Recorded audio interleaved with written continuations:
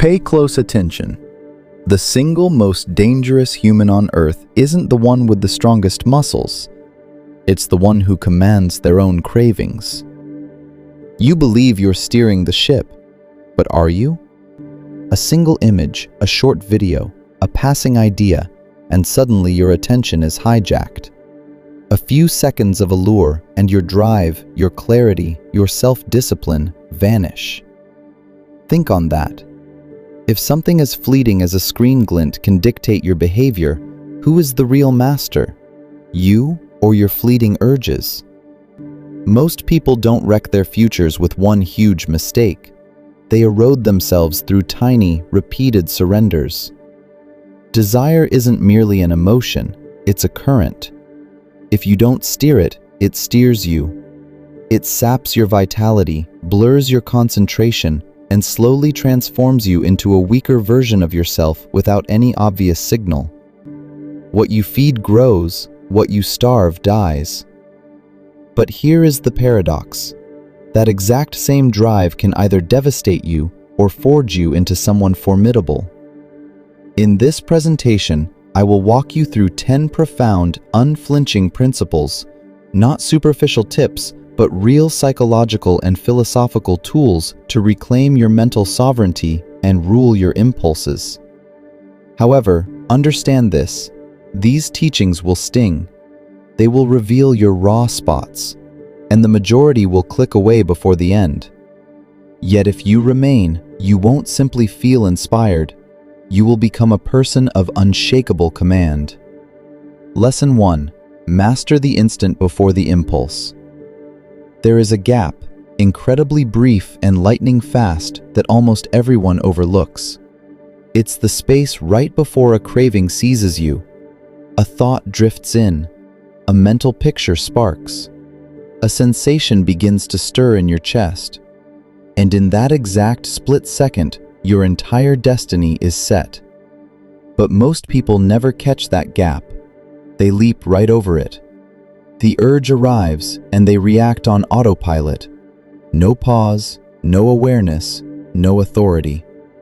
And just like that, the battle is lost. Hear this clearly. The craving is not what beats you. Your automatic response to it is. Consider this scenario. You're holding your device, alone. Suddenly, the pull hits. Your fingers move before you decide. You open an app, and minutes later, it's finished. You didn't truly choose that. You executed a programmed routine. That isn't control, it's conditioning. Now picture a different path. The craving surfaces, but this time you hesitate, just 3 heartbeats. You don't wrestle it. You don't flee. You simply witness it. You feel the tension in your belly. You observe the thoughts without acting. In that pause, you separate yourself from the urge. And that changes the equation because you are no longer its servant. You become the decider. Most people drift like dry leaves in a gust. But the self-possessed person stands like a rock. The storm rages, yet they do not sway. From now on, practice this. Next time a craving whispers, do not leap. Wait 3 to 5 seconds. Ask yourself a single question. Will I obey this, or will I govern it? That one query builds distance, and in that distance, your sovereignty lives. The moment you cease reacting instantly, you cease being ruled, and that is where true mastery germinates. Lesson 2. Separate the desire from your identity. Let me be blunt. Feeling something does not mean that feeling defines you. A wave of lust hits, and your inner voice immediately insists, "This is me. This is who I am. I cannot control this." That is a lie.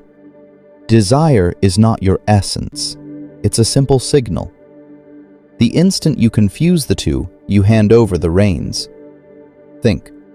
A thought appears, something sensual, alluring. Did you invite that thought? No, it arrived unbidden. So if you didn't summon it, why behave as if it owns you? This is where most stumble. They fail to distinguish what they feel from what they are. Consequently, every craving feels overwhelming, personalized, unstoppable. Yet here is the truth. You are the observer, not the urge. Imagine you're seated in a quiet room. Someone knocks. That knock is the craving. Most immediately, fling the door open, welcome it inside, and let it occupy the whole space. You don't have to do that. You can hear the knock, recognize it, and still decide not to open. That is control. Now apply this. The next time lust appears, do not say, "I am weak, I am like this." Instead, say, "This is merely a thought. This is merely a sensation. It will pass, because it always does." Every impulse peaks, then fades, but only if you refuse to fuel it. You are the sky. The desires are just weather. The more you engage, the stronger it grows. The more you observe without reaction, the weaker it becomes. Over time, something extraordinary happens. You stop being jerked around by every random craving. You stop identifying with fragility. And you begin to become someone who holds authority over their own mind. Because once you internalize this, lust is just a visitor. You decide how long it stays. Lesson 3. Starve the fuel, not merely the fire. Let's be honest. You don't lose control in a single grand moment. You lose it long before that. The craving you feel now did not begin now. It was assembled hours or days earlier through what you allowed into your awareness. The content you watched, the images you scrolled past, the fantasies you entertained. All of it became kindling, and now the urge feels overpowering. But you are not fighting the craving. You are fighting everything you have already fed it. Imagine a campfire. When it's small, you can snuff it easily. But if you keep tossing logs onto it, eventually it becomes a wildfire. That's precisely how desire operates. Every time you consume something stimulating, every time you permit your mind to drift, every time you indulge those mental scenes, you are adding wood to the blaze. Later, you wonder why it's so difficult to resist. It's not hard, it's simply overfed. Now, the crucial shift. Most people try to battle the urge at the moment it erupts. But real control starts earlier, with what you permit into your mind. From today, ask yourself, is this feeding my discipline or eroding it? Because everything you ingest is sculpting your level of command. You mindlessly scroll for half an hour. Your mental stillness frays. You watch triggering material. Your cravings intensify. You entertain fantasies. Your resistance crumbles. Then, when the test arrives, you don't stand a chance. But reverse it. If you cut unnecessary stimulation, if you guard your eyes, if you become deliberate about your consumption, something powerful emerges. Your mind quiets, your urges soften, your control strengthens, because you are no longer... Here's how you do it.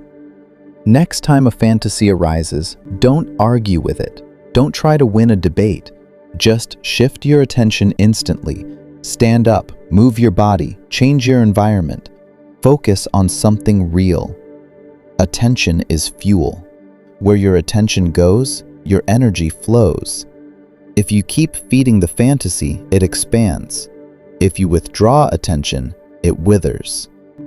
Over time, your mind stops going there as often. The intensity drops. The control rises. Because now, you are no longer a passive spectator. You are the one holding the remote, and that is where genuine discipline commences. Lesson 5. Transmute the energy, don't discard it. Let's be real. What you label as lust is actually raw life force, intensity, drive, vitality. Most people waste it, they release it, escape it, and minutes later feel hollow, drained, scattered, because they didn't use the energy, they threw it away. But here's the truth. This energy was never intended to be squandered. It was designed to be redirected. Think about it. The moment a strong urge hits, your body ignites, your mind sharpens, your focus intensifies. That is power. Yet instead of harnessing it, you dump it. Now imagine the alternative. The urge arrives, but this time you do not escape. You take that same intensity and channel it into work, into training, into building something. Suddenly, the very force that was pulling you down begins pushing you forward. That is mastery. Consider electricity. Uncontrolled, it can destroy. Directed, it powers entire cities. Your energy functions the same way. Most people short-circuit it. You are going to channel it. From now on, whenever you feel a powerful craving, do not sit still. Move, do push-ups, go for a walk, start a meaningful task, because if you stay idle, your mind will take over. But if you act with intention, you seize control. And here's the deeper shift. Stop seeing lust as your enemy. Start seeing it as a signal that you have energy needing direction. The goal is not to become numb. The goal is to become disciplined with your vitality. Redirected desire becomes unstoppable power. The moment you learn to redirect rather than release, you become dangerous. Nothing is wasted. Everything is used. That is how you turn fragility into strength. Lesson 6. Escape the trap of idleness. Let's expose what most ignore. Craving is strongest when you are doing nothing. No purpose, no direction. Just you, your phone, and an empty mind. In that void, your brain hunts for stimulation because it abhors stillness without meaning. So what does it do? It reaches for the easiest pleasure, and that is where you lose. Hear this clearly. You don't only struggle with desire. When pressure appears, I escape. When desire arrives, I obey. When discomfort arises, I choose pleasure. At first, it feels small, just one moment, one decision. But your brain does not see it that way. It sees patterns, and repeated patterns become identity. That is why the real danger of lust is not the momentary slip. It is what that slip slowly turns you into. Because every time you surrender to temptation, you weaken the relationship you have with yourself. Read that again. You start trusting yourself less. You say you will stop, but you don't. You say you will control it next time, but you fail again. And gradually, something inside you fractures. Not your body, but your self-respect. Because deep down, you know when you are betraying yourself. And that silent disappointment reshapes how you see yourself. Now here is the frightening part. The brain always chooses what is practiced. If you practice distraction, you become distracted. If you practice weakness, weakness becomes automatic. If you practice instant gratification long enough, discipline starts to feel painful. That's why so many people today cannot focus, cannot stay consistent, cannot sit in silence. Their brains have been trained to constantly chase stimulation. Think of your mind as a path in the woods. The more you walk the same route, the clearer and easier it becomes. Lust works the same way. Each time you repeat the cycle, you carve that path deeper into your brain, until eventually your mind goes there automatically, without thought, without effort. But here's the powerful counter. The reverse is also true. Every time you resist an urge, even for a moment, you are also teaching your brain something else. You are teaching it, I do not obey every impulse. I can feel desire without being controlled by it. I am stronger than this moment. And slowly, a new path begins to form. At first, it feels difficult, unnatural, painful. because your old patterns are strong. But every time you choose discipline, the new path strengthens until one day control becomes automatic. Freedom isn't the absence of urges, it's the refusal to bow to them. That is when real freedom arrives, not when the urges disappear, but when your mind no longer bows to them, because the person you become is built by what you repeatedly obey. Lesson 9. Lust is often a symptom of emptiness. Let me be brutally honest. Sometimes it's not even about desire. It's loneliness. It's hollowness. It's stress. It's emotional pain. But instead of facing those feelings, you cover them with stimulation. That is why the urge hits hardest when you feel empty, after rejection, after failure, after a hard day. In those moments, your mind craves escape, and lust becomes the fastest drug available. For a few minutes, you stop feeling pressure, sadness, reality. But then it ends, and everything returns, heavier than before. That is the trap. You are not healing the pain. You are sedating it. And sedation is not freedom. Think deeply. Why do urges often appear when you are emotionally low? Because the brain is searching for relief, dopamine, distraction, comfort. Not because you are evil or broken, but because your mind is trying to escape discomfort. The problem is that every escape reinforces avoidance. Eventually, you stop learning how to face life directly. You feel stress, you escape. You feel pain, you escape. You feel emptiness, you escape. Over time, your mind becomes addicted not just to desire, but to running away from yourself. That is dangerous because now you are no longer in control of your emotional state. Your impulses are. Imagine a man lost in a desert, thirsty, exhausted, desperate. He sees salt water. For a moment, it feels like relief, but the more he drinks, the worse his condition becomes. That is what fake pleasure does. It promises relief while quietly deepening the emptiness underneath. Now here's the deeper truth most never realize. A distracted person can avoid themselves for years, but eventually, they still have to face what is inside. So instead of constantly escaping, start asking harder questions. What am I actually feeling? What am I trying not to face? What emptiness am I trying to fill? Because sometimes the real battle is not against lust, it is against the silence inside you. And the moment you stop numbing yourself, you finally begin to understand yourself. That is where healing starts, not in distraction, not in pleasure, but in awareness. Real strength is not the ability to escape pain. It is the ability to sit with it without needing to run. Lesson 10. Become someone your desires cannot rule. At the deepest level, this struggle is not really about lust. It is about who governs your mind, your higher self, or your impulses.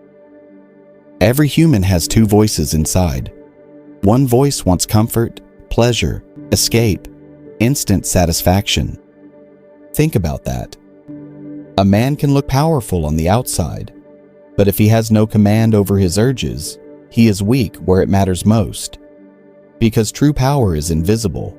It is the ability to feel temptation and still remain unmoved. Imagine a king on a throne.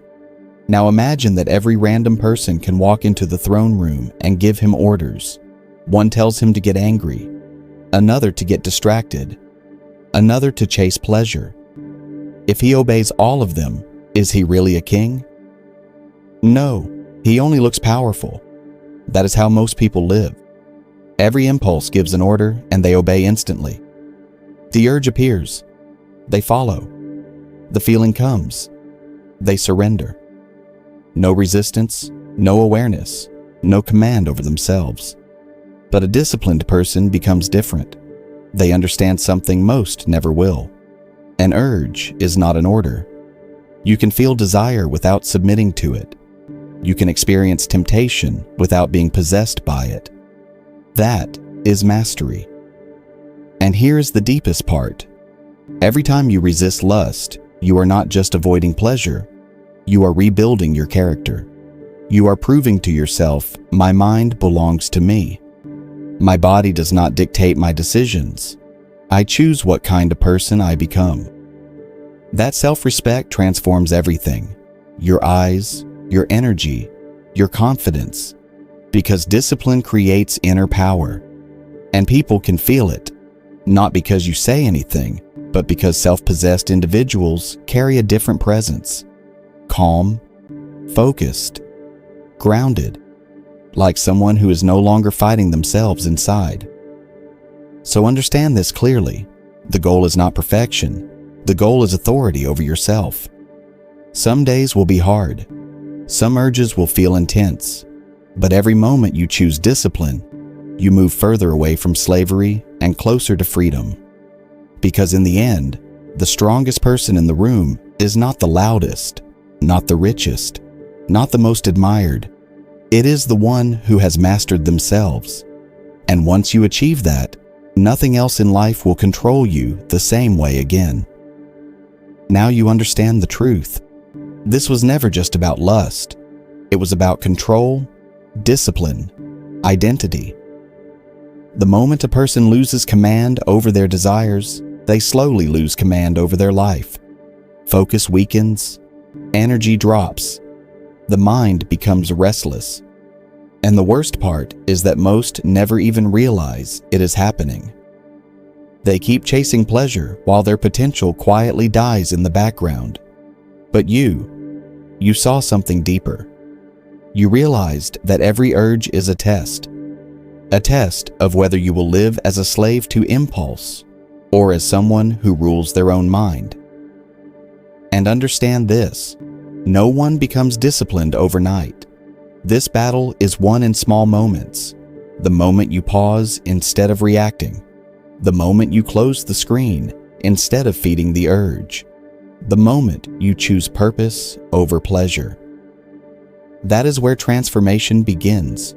Slowly your mind becomes sharper, your focus returns, your confidence grows. Not because life became easier, but because you finally stopped betraying yourself. And once a person gains control over themselves, they become dangerous in the best way possible. Calm under pressure, focused in chaos, unmoved by temptation, because their mind is no longer controlled by every passing feeling. So from this moment forward, remember this one sentence. An urge is temporary. The self you build by resisting it lasts forever. Master your mind, control your desires, and become someone your impulses can no longer rule, because real power begins within. If this message resonated with you, hit like to strengthen this signal on YouTube, and comment below, which of these 10 lessons hit you the hardest? Thank you for watching Winds of Thought. Stay sovereign. The other wants discipline, growth, self-respect, control, and your life is shaped by which voice you feed more. Most people think freedom means doing whatever they feel like doing, but that is not freedom. If you cannot say no to yourself, you are not free. You are controlled. A slave is not only someone chained by the external world. A slave can also be someone ruled by their own cravings.